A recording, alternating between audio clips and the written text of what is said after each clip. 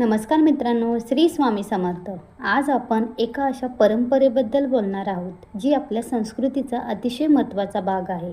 तो म्हणजे पितृपक्ष. पितृपक्ष म्हणजे आपल्या पूर्वजांना आदराने स्मरण करण्याचा काळ.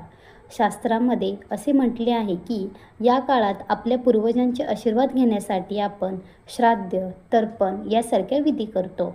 जुन्या काळी पूर्वजांची आठवण ठेवली तर घरात सुख समृद्धी शांती येते असा विश्वास होता. तर आता जुनी परंपरा म्हटली तर आपल्या आजोबा आजी पिढ्यानपिढ्या या दिवसांना खूप महत्त्व दिलेले आहे. रोज श्राद्ध विधी पिंडदान वाचन यावर भर दिला जातो. त्यासाठी एक धर्म आणि कर्तव्य असं मानलं जातं. तर आता नवीन पिढीचा दृष्टिकोन पाहिला तर आपण आजच्या तरुण पिढीकडे बघितलं तर जीवनशैली बदललेली आहे. शहरात राहणं, कामाचा ताण, वेळेअभावी सगळ्यांकडून पारंपरिक विधी करणं शक्य होत नाही. याचा अर्थ परंपरेला विसरणं असा नाही होत. आज बरेच जण वेगवेगळ्या पद्धतीने पितृस्मरण करत असतात. कोणीतरी मंदिरात जाऊन दानधर्म करतो, कोणी गरिबांना अन्नदान करतो, तर कोणी आपल्या आईवडिलांना वडीलधाऱ्यांना आदर देऊन पितृपक्षाचा भाव जपतो. तर आता या सर्वाचा मुख्य उद्देश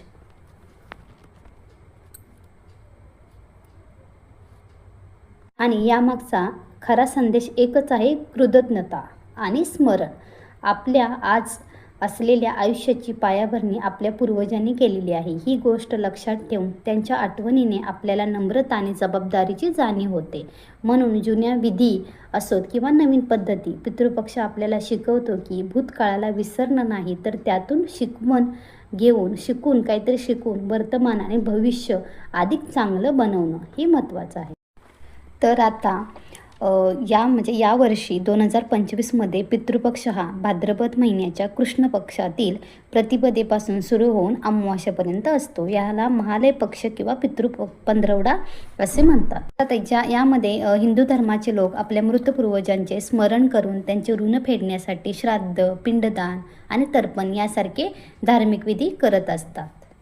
त्यामुळे या 15 दिवसाच्या कालावधीमध्ये त्या दिवशी जे मृत पित्र आहेत त्यांच्या श्राद्धविधी केल्याने पित्र संतुष्ट होतात आणि त्यामुळे त्यांचे आशीर्वाद लागतात. यावर्षी पितृपक्ष प्रारंभ रविवार 7 सप्टेंबर 2025 ते कृष्ण अमावास्या 21 सप्टेंबर 2025 पर्यंत आहे. त्यामुळे या पितृपक्षामध्ये पितृतर्पण पिंडदान हे सर्वात पुण्यदायी मानले जाते.